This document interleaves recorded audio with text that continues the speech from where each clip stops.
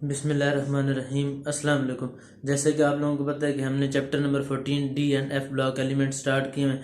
तो ये basically inorganic chemistry का चैप्टर है और इसमें ट्रांजिशन एलिमेंट्स के बारे में हमने पढ़ा है, यानी 3D 4D 5D सीरीज़। उसके बाद हमने डी ब्लॉक एलिमेंट्स की कैटालिटिक एक्टिविटी डिस्कस की थी, बाइंडिंग एनर्जी और वेरिएबल ऑक्सीडेशन स्टेट्स के बारे में डिस्कस किया था और मैग्नेटिक मूवमेंट डिस्कस की थी। तो आज हम इनके कोऑर्डिनेशन कंपाउंड्स की इंशाल्लाह स्टार्ट करेंगे। तो कोऑर्डिनेशन कंपाउंड्स यानी कितने एलिमेंट के साथ अटैच हैं। जैसे कि मैंने आप लोगों को बताया था कि क्रोमियम मेटल है तो उसके साथ कितने एलिमेंट्स अटैच होंगे। तो मैं बैकग्राउंड थोड़ा सा रिवाइज करवा देता हूँ। जैसे कि हमने आप लोगों को पता था मेटल एक चीज़ होती है मेटल, और उसके साथ जो चीज़ अटैच होगी वो होंगे लिगेंड। और एक लिगेंड मोस्टली ज़्यादातर 2 इलेक्ट्रॉन देता है और बाज़ का तो डिपेंड करता है कि वो 1 इलेक्ट्रॉन देगा या 2 इलेक्ट्रॉन। तो मेटल के साथ लिगेंड्स वगैरह अटैच होते हैं। तो ये basically 18 electron rule, effective atomic number वगैरह इन्होंने वो पूरे करने होते हैं, यानी किसी भी मेटल के साथ कितने एटम जुड़े हुए होंगे। फर्क करने की मैं बात करता हूँ क्रोमियम की, तो क्रोमियम के साथ हेक्सा कार्बोनाइल मोस्टली लिखा होता है। तो एक कार्बोनाइल जो होता है वो 2 इलेक्ट्रॉन डोनेट करता है और ये इसका कोऑर्डिनेशन नंबर होता है, यानी 6 कोऑर्डिनेशन नंबर है, यानी 6। एक मेटल जो है वो 6 से जुड़ा है और ये मेटल होता है, इसको मेटल कहा जाता है क्रोमियम। ये वाली जो चीज़ होती है जो लिगेंड्स, इन्हें लिगेंड्स कहा जाता है कार्बोनाइल, यानी जो मेटल के साथ चीज़ जो जुड़ी हुई होगी। अब मेटल जो होंगे, अब ये मुझे किस तरह पता चलेगा कि जो कोऑर्डिनेशन नंबर है या लिगेंड है वो 2 जुड़ेंगे या 3 या 4। तो उसके लिए होता है 3 इलेक्ट्रॉन रूल होता है जो स्टेबल होने के लिए। अब इधर एक कार्बन 2 इलेक्ट्रॉन दे रहे हैं तो 6 जुड़े हुए, तो 6 कार्बन तकरीबन 12 इलेक्ट्रॉन देंगे। और एक क्रोमियम की जो देखा जाए तो इलेक्ट्रॉनिक कॉन्फ़िगरेशन 24 होती है, तो यानी 4s2 और 3d4 पे ये जा रहे हैं। तो टोटल ये 6 इसके अपने हो गए, क्रोमियम के 6 हो गए और 4s2 और 3d4 ये 6 हो गए और 6 कार्बन के हो गए 12 और आज 6, ये टोटल 18 बना देते हैं। इस तरीके से ये अपना पूरा करता है। इसी तरीके से मैंगनीज कार्बोनाइल है, मैंगनीज के साथ कितने कार्बोनाइल जुड़े हुए होंगे। तो मैंगनीज के साथ अगर हम 6 कार्बोनाइल जोड़ देते हैं तो मैंगनीज की अपनी होती है इलेक्ट्रॉनिक कॉन्फ़िगरेशन 24, तो 4s2 और 3d5 होती है। 4s2 और 3d5 होगी। ये टोटल 7 इलेक्ट्रॉन डोनेट कर रहा है और ये 12 और 7 टोटल 19 बन जाते हैं। तो इसमें से फिर ये स्टेबल नहीं है, स्टेबल करने के लिए +1 लिख देंगे तक, यानी 1 इलेक्ट्रॉन ये लूज कर दीजिए इसमें। मैंगनीज 1 इलेक्ट्रॉन लूज करके तब जाके, क्योंकि ये 19 बार और जो 18 हो तो वो स्टेबल होता है। इसी तरीके से अगर हम एक कम वाला देख लेते हैं, जैसे कि वेनेडियम हो गया, वेनेडियम हेक्सा कार्बोनाइल करते हैं। तो इसी तरीके से कोई भी मेटल है, यानी फर्ज करो अब ये वेनेडियम की होती है 23, जो 23 4s2 3d, ये तकरीबन 5 इलेक्ट्रॉन डोनेट कर रहे हैं और ये 17 बन है। तो इसको स्टेबल करने के लिए -1 डाल देंगे इसके साथ, ताकि यानी 1 इलेक्ट्रॉन उसने गेन कर लिया और 18 हो गया। तो ये इनके बेसिकली जो बातें थी, ये जो चीज़ होती है ये होता है मेन मेटल, ट्रांजिशन मेटल जिन्हें कहा जाता है। साथ जो चीज़ जुड़ी हुई है और वो कहा जाता है लिगेंड्स। तो उसके बाद ये जो होता है 6, ये इसका कोऑर्डिनेशन नंबर होता है, यानी मेटल कितनी साइड से जुड़ा है। Basically hexa carbonyl, chromium hexa carbonyl में ये होता है क्रोमियम के साथ 6 कार्बोनाइल जुड़े हुए होते हैं, 6 कार्बोनाइल, यानी इस पे इस हिसाब से 1 2 3 4 5 और ये 6, इस तरीके से क्रोमियम के साथ 6 कार्बोनाइल जुड़े हुए होते हैं। तो ये बेसिकली इनका कोऑर्डिनेशन नंबर, लिगेंड वगैरह होते हैं। डेफिनेशन, इनको कोऑर्डिनेशन कंपाउंड भी कहा जाता है।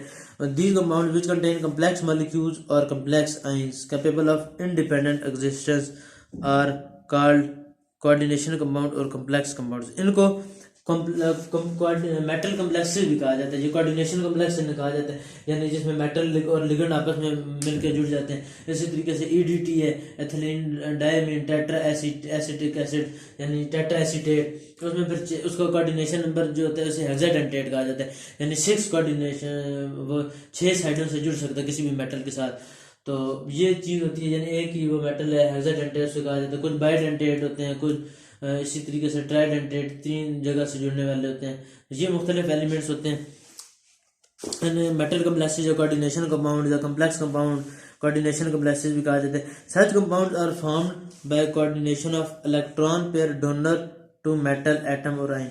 यानी वो कह रहा है कि मेटल बनते किस तरह, तो वही चीज़, यानी जिसमें मैंने कहा है कि एक जो लिगेंड होता है वो 2 इलेक्ट्रॉन डोनेट कर रहा है। जैसे कि कार्बोनल इसमें लिगेंड है और ये कितने इलेक्ट्रॉन डोनेट कर रहे हैं, एक कार्बोनल जो है ये 2 इलेक्ट्रॉन डोनेट कर रहा है इस क्रोमियम को। तो ये बेसिकली हर हर जो कार्बोनल है CO, ये कोबाल्ट नहीं, ये कार्बोनल है, ओ मैंने छोटा लिख दिया लेकिन इनके साथ ये कार्बोनल है, कोबाल्ट नहीं, ये हर कार्बोनल जो है CO। तो ये 2 इलेक्ट्रॉन डोनेट कर रहे हैं, तो 6 इलेक्ट्रॉन जुड़े हुए हैं, तो ओवरऑल ये तकरीबन 12 इलेक्ट्रॉन डोनेट कर रहे हैं क्रोमियम को। तो ये जो चीज़ थी यानी तो ये जो चीज़ थी लिगेंड कितने साथ जुड़े में। इसी तरीके से in order to understand the complex compound, यानी कम्प्लेक्स कंपाउंड को समझने के लिए let us mix the two substances that is potassium cyanide and ferrocyanide. वो कहते हैं कि इनको समझने के लिए यानी कोऑर्डिनेशन कंपाउंड या कोऑर्डिनेशन कम्प्लेक्सेस क्या होते हैं, वो कहते हैं हम इस तरह करते हैं कि 2 कंपाउंड को आपस में मिक्स कर देते हैं, एक पोटेशियम साइनाइड और एक फेरोसाइनाइड। यानी अगर मैं दोबारा इरेज करके ना लिखूँ तो पोटेशियम साइनाइड आप लोगों को पता है कि जो कार्बन और नाइट्रोजन के दरमियान बॉन्ड है, जैसे कि हमने आयोनिक और कोवेलेंट बॉन्डिंग में भी ये बात पढ़ी थी कि अगर हाइड्रोजन साइनाइड है तो ये कोवेलेंट कंपाउंड है, यानी हाइड्रोजन इस तरह जुड़ा हुआ है कार्बन के साथ और कार्बन नाइट्रोजन के साथ इस तरह जुड़ी हुई है। एक ये हाइड्रोजन साइनाइड, हाइड्रोजन का कार्बन के साथ ये कोवेलेंट बॉन्ड है तीनों।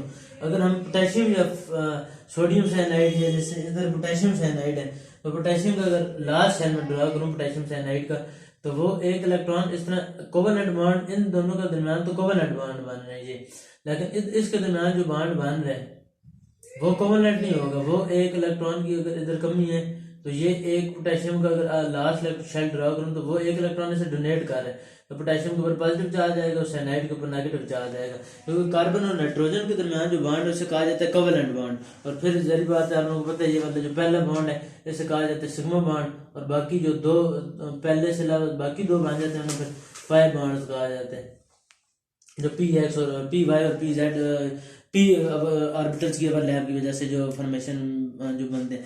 और बार तो ये तो एक चीज़ थी, कार्बन और नाइट्रोजन के दरमियान कोवेलेंट बॉन्ड है, लेकिन पोटेशियम और कार्बन के दरमियान जो बॉन्ड है वो है आयोनिक बॉन्ड है, क्योंकि एक पोटेशियम ने 1 इलेक्ट्रॉन लूज कर दी है और स्टेबल हो गया, कार्बन ने 1 इलेक्ट्रॉन गेन कर लिया इधर।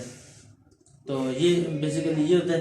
और ये तो था पोटेशियम साइनाइड, और वो कहते हैं कि हम फेरोसाइनाइड को मिक्स कर देते हैं FeSCN2, यानी अगर पोटेशियम साइनाइड और फेरोसाइनाइड को हम मिक्स कर देते हैं तो क्या कंपाउंड बनता है K4FeCN6।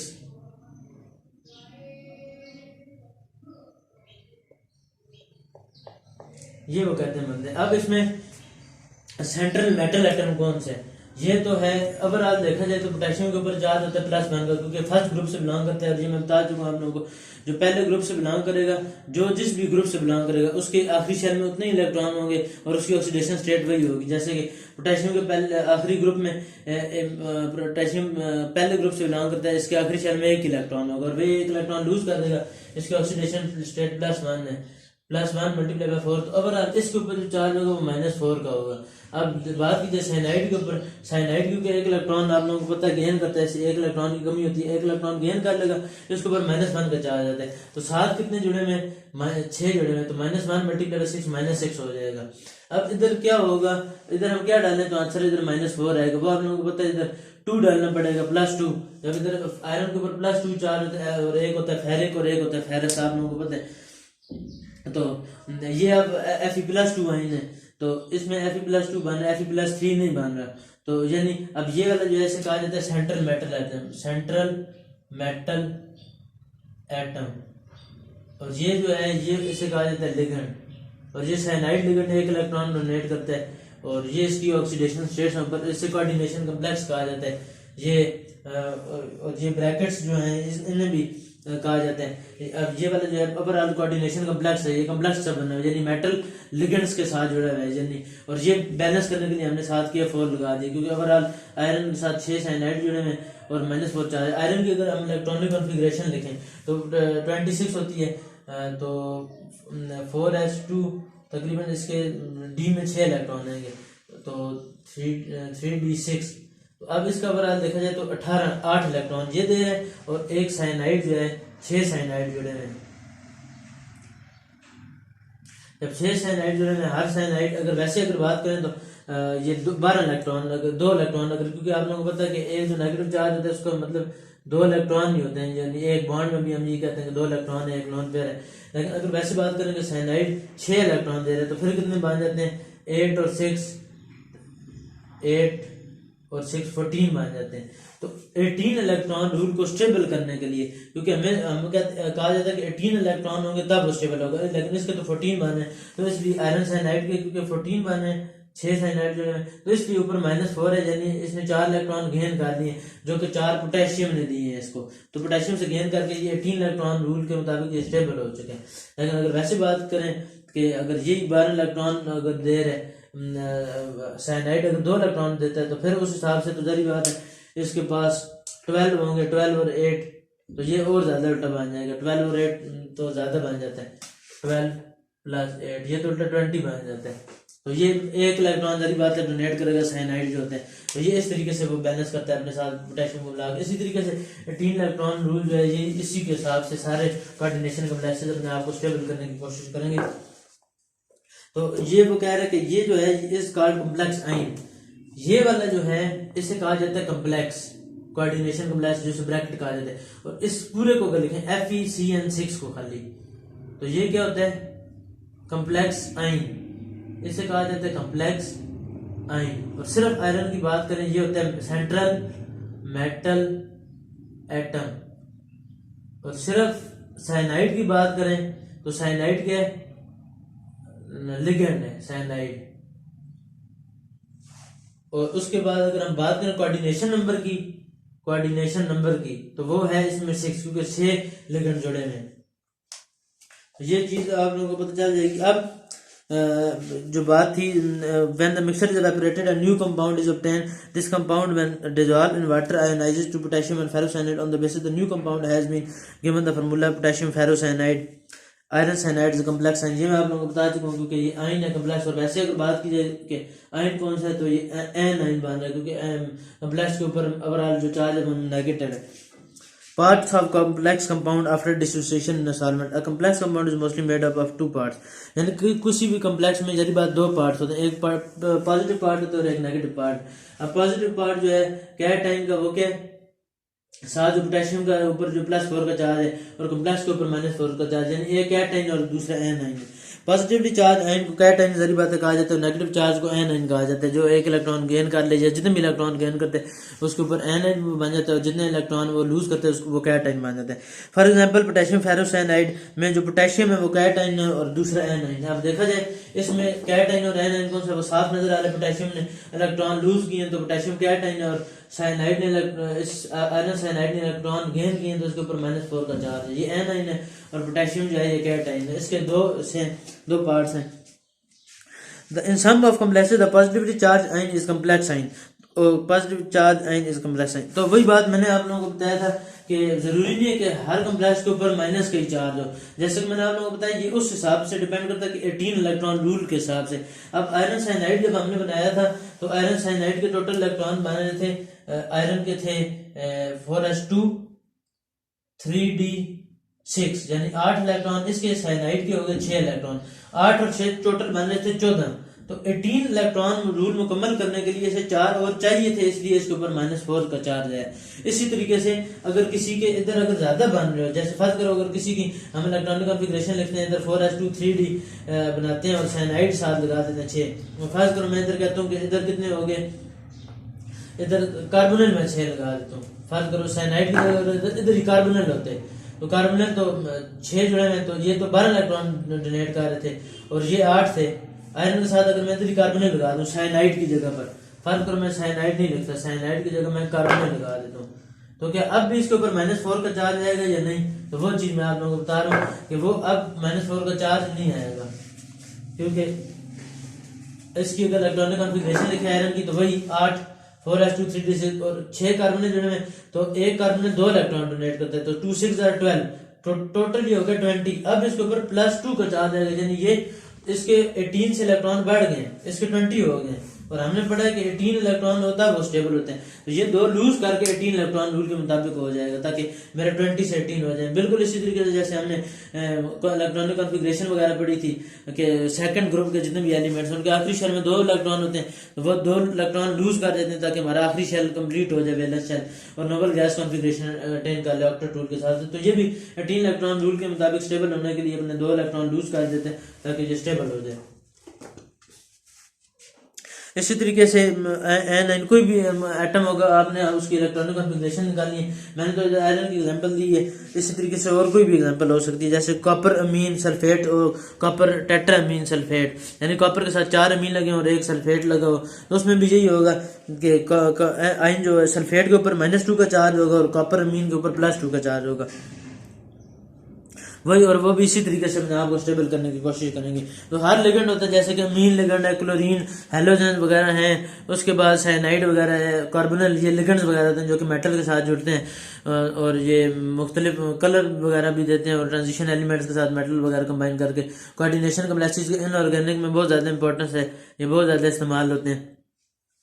तो इन complex sign some complex sign कैटाइन के तौर पर, जैसे मैंने आपको बताया कि इधर कैटाइन के तौर पर इस्तेमाल में जब साइनाइड लग जाएगा तो आयनाइड के तौर पर कम्प्लेक्स साइन बन जाएगा। कंपोनेंट्स ऑफ कम्प्लेक्स कंपाउंड, यानी कम्प्लेक्स कंपाउंड के कंपोनेंट्स कौन कौन से हैं। कंपोनेंट्स का मतलब होता है यानी कि ये इनके कौन कौन से पार्ट्स हैं, ये किन किन चीज़ों से मिलकर बना है complex compound. Positively charge and और negatively charge ion which is not complex, central metal atom which is considered as consisted of transition elements, electron pair donor which is negatively charged, positively charged और neutral, discuss them one by one. अच्छा, अब ये देखें, वही 3 चीज़ों से मिलकर बना होता है, यानी एक तो कैटाइन या एनाइन जो कि मेटल के साथ जुड़ा हुआ, एक होता है उन्होंने 3 हिस्से बताए हैं। एक कहते हैं कि एक तो है लिगेंड, ये जो साथ लिगेंड जुड़ा होता है जैसे कि कार्बोनिल वगैरह कोई भी।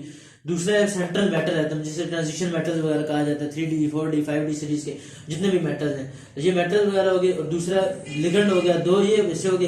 तीसरा हिस्सा वो है जो कि कम्प्लेक्स का हिस्सा नहीं है, कम्प्लेक्स में ये मेटल और लिगेंड आ गए। अब जो कम्प्लेक्स से बाहर है लेकिन वो भी एनाइन या कैटाइन है जो कि स्टेबल करने के लिए साथ जुड़ा हुआ है, तो वो जो होता है वो तीसरा इसका हिस्सा होता है जो कि कैटाइन भी हो सकता है, एनाइन भी हो सकता है। और लिगेंड की भी मुख्तलिफ टाइप्स होती हैं, या तो फिर लिगेंड न्यूट्रल होगा जैसे कि इधर कार्बोनल है जो इलेक्ट्रॉन पेयर डोनेट कर रहा है, और साइनाइड की तरह -1 भी हो सकता है और भी हो सकते हैं जो कि प्लस फॉर्म में भी लिगेंड्स होते हैं। तो अब नेगेटिवली चार्ज, पॉजिटिवली चार्ज और न्यूट्रल कोई भी हो सकता है। अब सेंट्रल मेटल एटम और आयन, जब सेंट्रल मेटल एटम की बात करते हैं जैसे कि आयरन की बात की, तो इन potassium ferrocyanide Fe it is surrounded by a number of ligands, 6 ligands are surrounded it iron Fe+3 central metal atom, 6 cyanide ligands are surrounded. इसी तरीके से कॉपर, अब मैं 4 एग्जांपल लिख रहा हूँ, उनमें आप लोगों को यानी यही बताना एग्जांपल यही आपको समझ आ गई कि सेंट्रल मेटल एटम ये वाला होता है जो लिगेंड जिसके साथ जुड़े हुए होते हैं, जो कि कम्प्लेक्स का हिस्सा होता है, और लिगेंड जिसके साथ जुड़े होते हैं वो सेंट्रल मेटल एटम होते हैं। अब मैं फर्ज करूँ कोई भी एग्जांपल आप लोगों को दे देता हूँ। पहले लिखी हुई K4FeCN6, K4FeCN6, तो इसमें क्या होगा, ये जरी बात है, इसके ऊपर माइनस, इसमें सेंट्रल मेटल एटम कौन सा है, आयरन। इसी तरीके से, और इसके ऊपर चार्ज क्या आ जाता है, +4 का, क्योंकि ये -6 मान होते हैं। इसी तरीके से अगर मैं इधर K4FeCN6 लिख देता हूँ, K3 इस साइड पे 3 डाल देता हूँ, K3FeCN6, तो अब क्या होगा कि इधर +3 का चार्ज है, बैलेंस करने के लिए कम्प्लेक्स के ऊपर -3 का चार्ज आ जाएगा। साइनाइड के ऊपर -1 का चार्ज होता है और 6 साइनाइड जो है तो ये -6 हो जाएगा। अब इधर +3 ऐड करेंगे तब इधर -3 आएगा, तो ये Fe+2 है, ऊपर वाला इधर Fe-3 है। तो हम ये लिखेंगे कि पूरा हमने साथ 4 भी डालना होता है। ये MCQs में भी पूछा जा सकता है K4FeCN6, तो वो कहेंगे सेंट्रल मेटल एटम कौन सा है। बाज का सिर्फ Fe लिखा होगा, एक जगह पे Fe+2 लिखा होगा, एक ही जगह Fe+3 लिखा हो जाएगा, और एक ही जगह आयरन लिखा हुआ होगा। तो ये आप लोगों ने लिखना है Fe+2, ऊपर वाले में अगर एग्जांपल फाल करो देते हैं तो Fe+2 जो है ये सेंट्रल मेटल एटम है। इसी तरीके से नीचे में Fe+3। इसी तरीके से सिल्वर डायमीन क्लोराइड अगर हम दे देते हैं, सिल्वर डायमीन क्लोराइड, तो एक साइड पे सिल्वर हो गया, एक साइड पे ये कम्प्लेक्स का हिस्सा है डायमीन NH2, और इधर और एक साइड पे क्लोरीन हो गया। अब क्लोरीन के ऊपर आप लोग सारों को पता है कि -1 का चार्ज होता है, क्लोरीन के ऊपर, और ये इस कॉम्प्लेक्स के ऊपर स्टेबल करने के लिए +1 का चार्ज आ जाएगा। और सिल्वर के ऊपर ये वाला जो होता है ये होता है न्यूट्रल। ओवरऑल जो अमीन होता है, अमीन के ऊपर चार्ज नहीं, जैसे कि मैंने साइनाइड की बात की -1 का होता है, इसी तरीके से कार्बोनिल की मैंने कहा था कि वो न्यूट्रल होता है, इसी तरीके से अमीन भी न्यूट्रल होता है। तो ये भी स्टेबल हो जाएगा। तो ये न्यूट्रल है तो इसके ऊपर ओवरऑल चार्ज इसके ऊपर 0 ही होगा क्योंकि ये न्यूट्रल है। तो कॉम्प्लेक्स का जो है +1 चार्ज होगा वही इसी के ऊपर, इसका मतलब है वो चार्ज जो है वो सिल्वर का ही होगा। तो सिल्वर +1 जो है ये सेंट्रल मेटल एटम है। तो इसमें जो अमीन है होगा वो लिगेंड है, कोऑर्डिनेशन नंबर इसका 2 है क्योंकि 2 लिगेंड जुड़े हैं। तो ये चीज़ है। तो उसके बाद लिगेंड्स की बारी आ जाती है। The atom ion usually ions an ion जिसके ऊपर नेगेटिव चार्ज होता है, और neutral molecule which surround the central metal atom और ion by donating electron pair is called ligand. Mostly जो लिगेंड होते हैं वो ज्यादातर न्यूट्रल होते हैं या नेगेटिवली चार्ज होते हैं, क्योंकि हमने ये नेगेटिवली चार्ज कौन से होते हैं जिनके ऊपर इलेक्ट्रॉन की एक्सेस होती है, और इलेक्ट्रॉन की जब एक्सेस होगी तभी वो मेटल को डोनेट कर सकेगा। अगर उसके पास पहली कमी होगी तो वो मेटल को क्यों डोनेट करेगा। तो ज्यादातर जो मेटल लिगेंड के कॉम्प्लेक्स बनते हैं उनमें जो लिगेंड्स होते हैं जो कि सराउंड कर रहे हैं, जैसे कि साइनाइड हो गया, अमोनिया हो गया, तो इसके ऊपर अब ये साइनाइड जो है इसके ऊपर नेगेटिव चार्ज है, एक्सेस इलेक्ट्रॉन है। और इसके ऊपर देखा जाए अमीन के ऊपर, तो ओवरऑल क्योंकि अमीन की बारी देखा जाए तो अमीन के ऊपर ओवरऑल चार्ज होता है न्यूट्रल। तो वो वाले साथ लिगेंड वो वाले जुड़ेंगे जो कि मोस्टली जिनके ऊपर नेगेटिव चार्ज होगा या जो कि न्यूट्रल होंगे, वो मेटल को फिर अपने इलेक्ट्रॉन डोनेट करेंगे, इलेक्ट्रॉन पेयर डोनेट करेंगे। तो इस तरीके से लिगेंड ये वाले होते हैं। इन potassium ferrocyanide and iron cyanide, cyanide से लिगेंड ये मैं बता चुका हूँ। मैंने आयरन साइनाइड की एग्जांपल दी थी, मैंने कहा था इसमें साइनाइड लिगेंड है, इसमें आप अमोनिया लिगेंड है। सेंट्रल मेटल एटम की बात की जाए तो इसमें आयरन सेंट्रल मेटल एटम है, और इस कॉम्प्लेक्स की बात की जाए तो इसमें सिल्वर जो है ये सेंट्रल मेटल एटम है। और लिगेंड्स भी आपको समझ आ गई होगी। अब लिगेंड्स की टाइप्स आ जाती हैं, मोनोडेंटेट, बाइडेंटेट, ट्राइडेंटेट और हेक्साडेंटेट। ये मैं आप लोगों को बता चुका हूँ कि मोनोडेंटेट होते हैं जो एक साइड से मेटल के साथ जुड़ सकते हैं, सिर्फ एक साइड से। इसी तरीके से बायोडेंटेट होते हैं जो 2 साइड से मेटल के साथ जुड़ सकते हैं। इसी तरीके से ट्राइडेंटेट जो 3 साइड से मेटल के साथ जुड़ सकते हैं। हेक्साडेंटेट की मैंने एग्जांपल दी थी, EDTA, ethylene diamine tetra acetate, ethylene diamine tetra acetic acid. तो ये जो होता है ये फिर क्या करता है, इधर इसने एग्जांपल दी भी होगी। तो ये इसके पास 6 डोनेटेबल इलेक्ट्रॉन पेयर होते हैं, एथिलीन डाइमीन टेट्रा एसिटेट। तो ये यानी 6 साइड से जुड़ सकते हैं। इसका ये मतलब नहीं है कि ये 6 जुड़े हुए होंगे, यानी ये इसका ये मतलब नहीं है कि मेटल एक है। फर्स्ट में हेक्साडेंटेट की बात करता हूँ, तो सारों से पहले मोनोडेंटेट की बात कर लेते हैं। तो इसका ये मोनोडेंटेट में तो ये है कि एक साइड से लिगेंड जुड़ा हुआ होगा, और बाइडेंटेट का मतलब है कि लिगेंड एक ही है। बाइडेंटेट का ये मतलब नहीं है कि 2 लिगेंड जुड़े हुए, ये इसका हरगिज मतलब नहीं है। बाइडेंटेट का मतलब ये है कि मेटल के साथ जो लिगेंड जुड़ा है वो 2 साइड से जुड़ा है, यानी लिगेंड के पास 2 ऐसी जगह हैं जिनसे वो मेटल के साथ जुड़ा है। इस तरीके से ट्राइडेंटेट का मतलब है कि लिगेंड तो एक ही है, वो 3 साइडों से यानी अपने आप को मेटल के साथ जोड़ सकते हैं। हेक्साडेंटेट का मतलब है कि लिगेंड एक ही है, जैसे कि EDTA, इसके पास 6 साइड ऐसी हैं जिनके साथ वो मेटल के साथ जुड़ सकते हैं। 1 2 3 4 5 6 EDTA। तो ये होता है हेक्साडेंटेट। इसका ये मतलब नहीं है कि हेक्साडेंटेट ये होगा कि मेटल के साथ 6 लिगेंड जुड़े हुए, वो वाला लिगेंड नहीं। इसका ये मतलब होता है कि EDTA में 6 ऐसी साइड हैं, जैसा मैं भी बनाता हूँ और आप लोगों को पता चल जाएगा कि बाइडेंटेट, पॉलीडेंटेट, ये आप लोगों को समझ आ जाएगा। इसमें MCQs में पूछा जा सकता है, वो कोई भी कंपाउंड दे सकते हैं और कहेगा कि ये डिस्कस करो कि ये बाइडेंटेट है या हेक्साडेंटेट है, तो ये कौन सा है। MCQ में 4 ऑप्शन होंगे, उसमें से वो 3 अगर वो पूछता है कि हेक्साडेंटेट कौन सा है, वो 3 ऑप्शन वो बाइडेंटेट और ट्राइडेंटेट और मोनोडेंटेट के दे देगा, और एक EDTA दे देगा। तो EDTA इसका सारी बात होगा। अब पहले डिस्कस करते हैं कि कोऑर्डिनेशन जो है इसका देख लेते हैं। मोनोडेंटेट में कौन कौन से आ सकते हैं।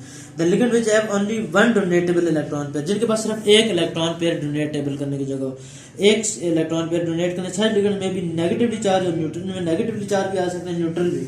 अब नेगेटिवली चार्ज कौन से होते हैं, जैसे कि हेलोजेंस हो गए, पहली चीज हेलोजेंस, फ्लोरीन हो गया, क्लोरीन हो गया, ब्रोमीन हो गया, आयोडीन, उनके पास एक क्लोरीन डोनेटेबल होता है। जैसे कि एक इलेक्ट्रॉन पेयर ये डोनेट करते हैं, और -1 इनके ऊपर चार्ज होते हैं, सारों के ऊपर और ये नेगेटिवली चार्ज होते हैं और ये एक इलेक्ट्रॉन पेयर डोनेट करते हैं। फर्ज करें किसी भी मेटल के साथ जुड़ते हैं, फर्ज करें मैं कहता हूँ एक ये मेटल है कोई भी, इसके साथ क्लोरीन जुड़ जाता है, तो इसकी अगर कॉन्फ़िगरेशन फर्ज करो मैं कहता हूँ वो वाला मेटल जो है वो आयरन नहीं है, तो आयरन की 4s2 3d6, तो ये कितने हो गए 2 और 6, ये तकरीबन हो गए 8।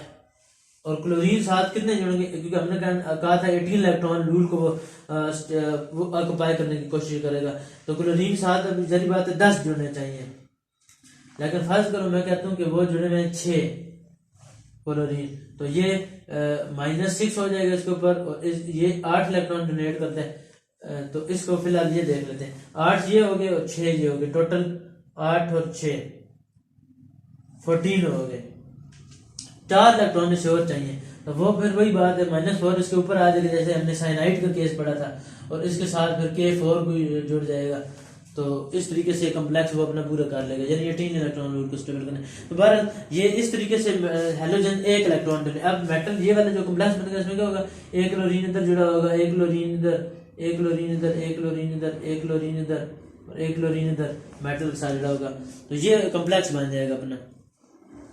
और इसी तरीके से अगर इसकी फुल शेप बनानी है तो इसके ऊपर आप लोग -4 का चार्ज लगा देंगे, इधर के ऊपर +4 का चार्ज लगा देंगे, तो ये स्टेबल हो जाएगा।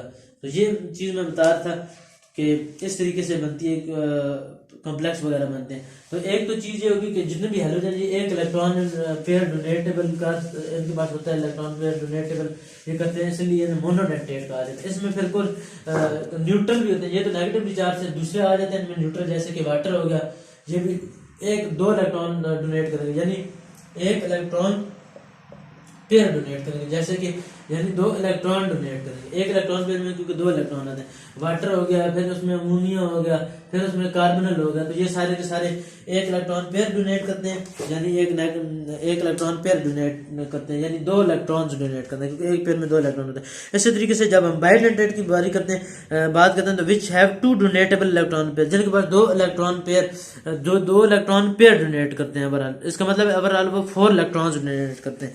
जैसे कि अगर इधर लिखते हैं तो उसमें कार्बोनेट आ जाता है -2, फिर उसमें अंदर सल्फेट आ जाता है SO4 -2, ऑक्सलेट आ जाता है COO2 -2, इसे ऑक्सलेट कहा जाता है, जैसे कि ये ऑक्सैलिक एसिड से निकला है। अब COOH क्या होता है, कार्बोक्सिलिक एसिड, ये अब 2 जब इकट्ठे हो जाते हैं इन्हें ऑक्सैलिक एसिड कहा जाता है। ऑक्सैलिक एसिड जब 2 कार्बोक्सिलिक एसिड, ये इन्हें फंक्शनल ग्रुप्स भी कहा जाता है कार्बोक्सिलिक एसिड को। तो इसमें से अब अगर हम हाइड्रोजन निकाल दें दोनों साइडों से, और आप लोगों को पता है जब भी हाइड्रोजन जाता है तो वो इलेक्ट्रॉन दे कर जाता है, वो अपने साथ इलेक्ट्रॉन लेकर नहीं जाता, तो वो इलेक्ट्रॉन दे के जाएगा, तो इसके ऊपर -1 चार्ज आ जाएगा, तो COO2 -2 से ऑक्सलेट कहा जाता है। बिल्कुल इसी तरीके से जैसे हम कहते हैं कि CH3COO, ये एसिटिक एसिड है COOH, अब इसमें से H निकल गए और -1 आ गए, तो इसे कहा जाता है एसिटेट कहा जाता है। इसी तरीके से इसको ऑक्सलेट कहा जाता है, ऑक्सलेट COO2 -2। अब इसके पास 2 इलेक्ट्रॉन पेयर डोनेटेबल करने की जगह, यानी एक से इस साइड से ये बॉन्ड बना लेगा मेटल का, एक ही साइड से मेटल के साथ बॉन्ड बना लेगा। अगर इसी में खोल के लिखता हूँ तो बिल्कुल इसी तरीके से बॉन्ड बनेगा कि एक मेटल इधर जुड़ा हुआ होगा, ये एक इलेक्ट्रॉन इधर से डोनेट करेगा, एक इलेक्ट्रॉन ये इधर से डोनेट करेगा, तो ये सारे COO2 हो गया। इसी तरीके से NH2 हो गया, ये भी 2 इलेक्ट्रॉन डोनेट करेंगे, NH2 और NH2। अब आप लोगों को पता है जब नाइट्रोजन 3 बॉन्ड बनाए होते हैं तो इसके ऊपर एक इलेक्ट्रॉन पेयर भी होता है, इस नाइट्रोजन के साथ भी एक इलेक्ट्रॉन पेयर होता है, जो कि लोन पेयर जो बच जाता है। खास करो नाइट्रोजन को खोल के लिखें तो पहले शेल में 2 इलेक्ट्रॉन, दूसरे शेल में इसके 7 इलेक्ट्रॉन, अब 5 इलेक्ट्रॉन आ जाते हैं, तो एक से इधर से बॉन्ड बन जाएगा, जैसे कि H बनाया हुआ है, एक इधर से बॉन्ड बन जाएगा H, और बाकी एक इधर से इसने नाइट्रोजन के साथ बॉन्ड बनाया, तो ये वाला जो लोन पेयर बच चुका है वो ये वाला है, इससे वो मेटल के साथ बॉन्ड बनाएगा और इधर से इससे वो मेटल के साथ बॉन्ड बनाएगा। तो इसके अंदर भी डायमीन से कहा जाता है, 2 मीन है, NH2 आपस में जुड़े हैं, तो ये भी 2 डोनेटेबल इलेक्ट्रॉन्स पेयर होते हैं। उसके बाद अगर बात की जाए NH2 CH2 CH2 NH2, तो NH2 CH2 CH2 NH2, ये भी 2 इलेक्ट्रॉन पेयर डोनेट करेगा। जरूरी बात है इस नाइट्रोजन के साथ भी 2 बॉन्ड है, इस नाइट्रोजन के पास भी 1 इलेक्ट्रॉन पेयर है, तो ये मेटल के साथ इस तरह बॉन्ड बना लेगा। तो ये भी 2 इलेक्ट्रॉन पे 1 इलेक्ट्रॉन पे डोनेट कर रहा है ये भी। और ओवरऑल ये जो लिगेंड है, ये वाला जो ओवरऑल लिगेंड है, ये overall total 2 electron pair donate कर रहा है, इसलिए इसे बाइडेंटेट कहा जाता है। तो इसी तरीके से अब इनकी एग्जांपल जो हो जाती हैं। और उसके बाद ऑक्सीलेट ट्राइडेंटेट की बात की जाए तो जारी बात है 3 इलेक्ट्रॉन पेयर डोनेटेबल करने की जगह। तो इसी के अंदर अगर हम लिख लें ट्राइडेंटेट भी देख लेते हैं, यानी 3 साइडों से वो किसमें जुड़ेगा। फर्ज करो मैं कहता हूँ NH2 और इधर CH2 फिर एक NH आ गया, फिर CH2 और CH2 और इधर आ गया। अब 3 NH है, एक इलेक्ट्रॉन पेयर इधर है, एक इलेक्ट्रॉन पेयर इधर, एक इलेक्ट्रॉन पेयर इधर मेटल होगा, एक इधर से डोनेट कर रहा है, एक इधर से डोनेट कर रहा है, इससे ट्राइडेंटेट यानी लिगेंड 3 साइडों से मेटल के साथ जुड़ा है, इसे ट्राइडेंटेट कहते हैं। या तो हम ये भी लिख सकते हैं कि ये जो मेटल एक लिगेंड जो है जितनी साइडों से जुड़ेगा वो उसका डेंटेट नंबर होगा। डेंटिसिटी इसे कहा जाता है, डेंटिसिटी भी कहा जाता है, डेंटिसिटी यानी कितनी साइडों से जुड़ा है। और अक्सर पेपर में डिफरेंस वगैरह भी पूछ सकता है वो कि डेंटिसिटी क्या होती है और हेप्टिसिटी क्या होती है, हेप्टिसिटी क्या होती है और डेंटिसिटी क्या होती है। और तो ये कैपा वगैरह ये सारे इनऑर्गेनिक केमिस्ट्री से की टर्म्स है उसमें यूज होती हैं। तो बार ये आप ध्यान में रखना कि ये ट्राइडेंटेट है, यानी कितनी साइडों से वो मेटल के साथ जुड़ा है या कितने उसके पास इलेक्ट्रॉन पेयर हैं जो कि डोनेटेबल है, जो कि डोनेट वो करता है मेटल को। इसी तरीके से जो मशहूर एग्जांपल है सिस डोनेटेड इलेक्ट्रॉन, इसका मैं आप लोगों को स्ट्रक्चर बना देता हूँ और बाद का पेपर में इसका स्ट्रक्चर भी आ जाता है कि स्ट्रक्चर बनाए EDTA का। और एमसीक्यूज में भी पूछा जा सकता है कि ये कितने साइडों से जुड़ा होगा। इसके बहुत ज़्यादा यूजेस भी हैं, EDTA के बहुत जगह पर इस्तेमाल होता है। और इसका मैं इथिलीन डायमीन, पहले अगर इसका नाम बंदे को पता हो EDTA ethylene diamine tetra acetate. Ethylene आप लोगों को पता है कि CH2 होता है और डायमीन आप लोगों को पता है कि NH2 होता है, डायमीन NH2 2 मीन जुड़े हुए होंगे, 2 NH ग्रुप्स होंगे, 2 NH2 या NH।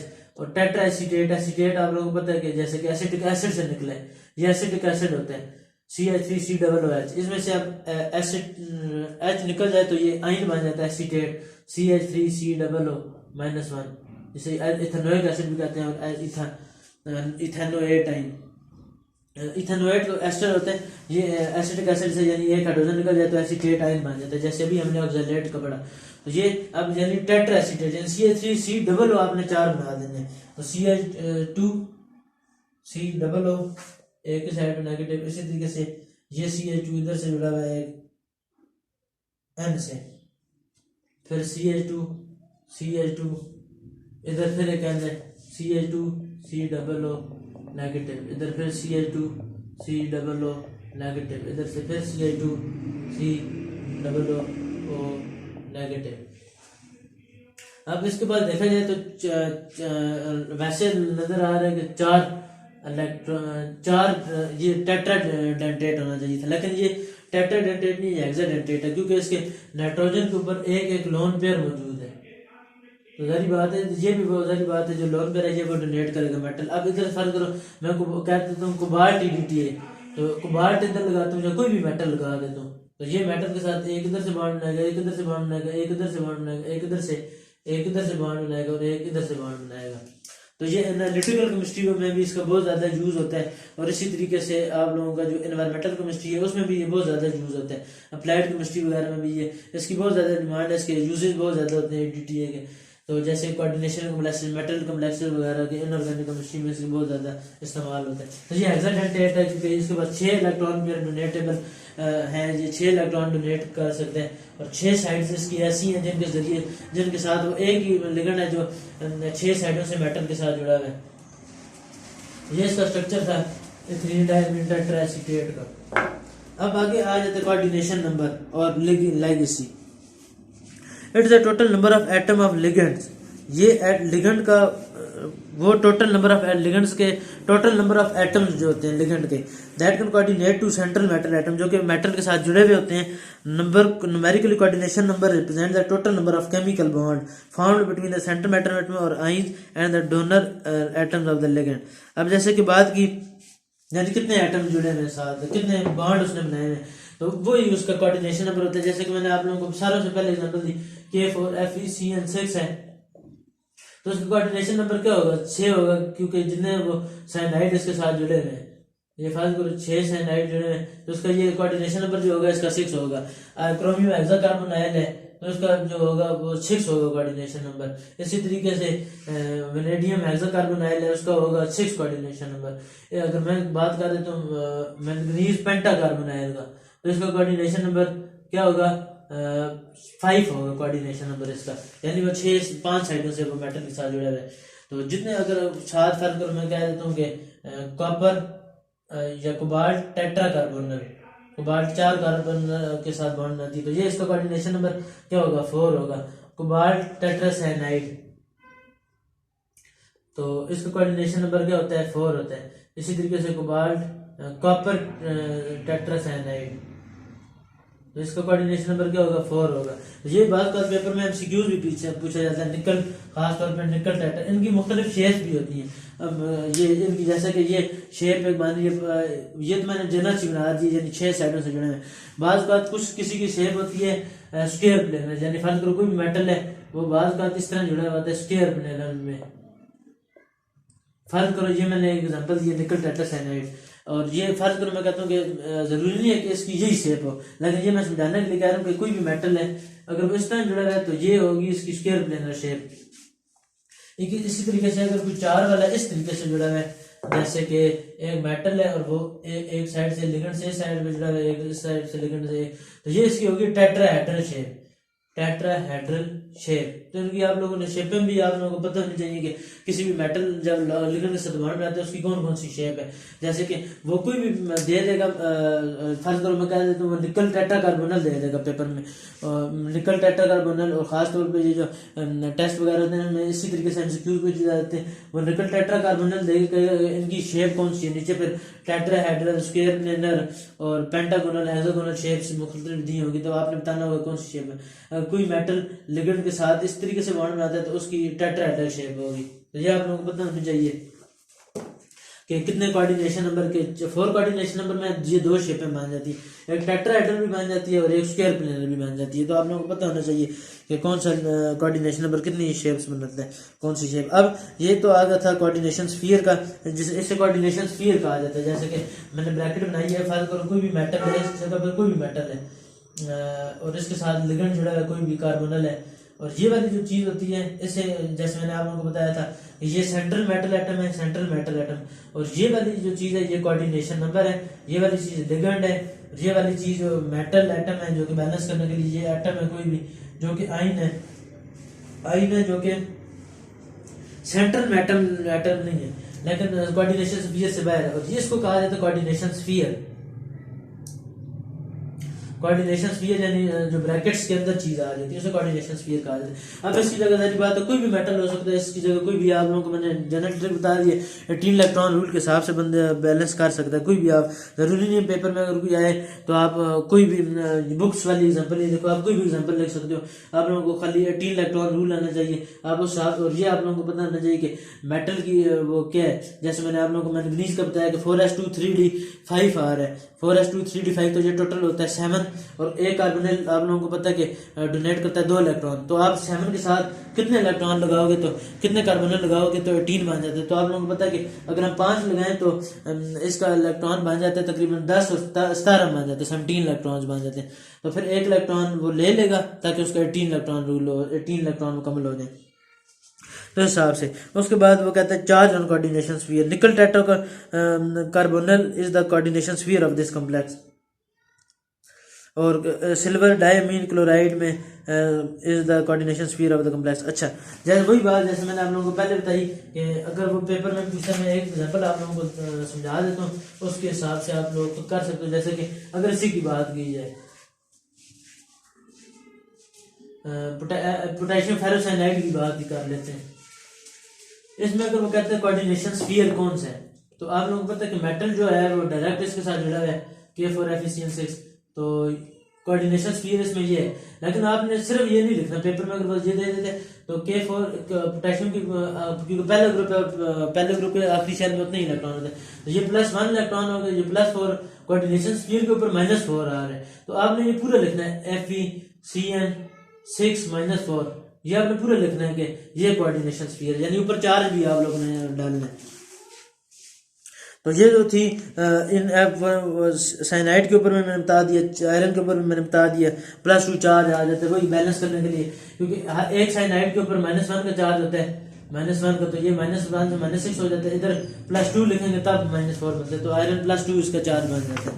तो ये था इसका कोऑर्डिनेशन कंपाउंड था। तो नेक्स्ट वीडियो में इंशाल्लाह हम नोमेनक्लेचर्स वगैरह डिस्कस करेंगे।